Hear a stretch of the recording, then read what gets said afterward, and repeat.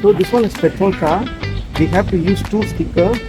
Here as you can see there is 4 spark plugs. So we use 2 spark plugs per piece. So we have to stick the sticker here.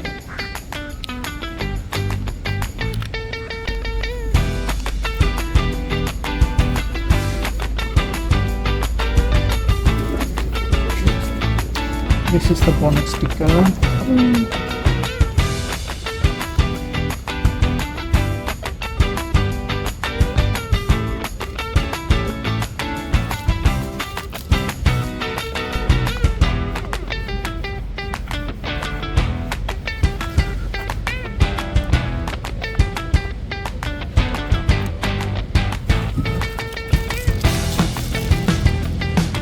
Done now.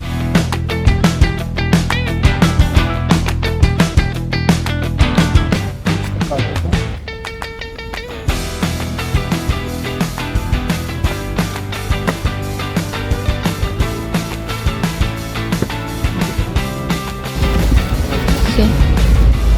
So each packet inside there will be a sticker. This sticker you have to write the installation date and the due date, because every year you have to replace the sticker every yearly once.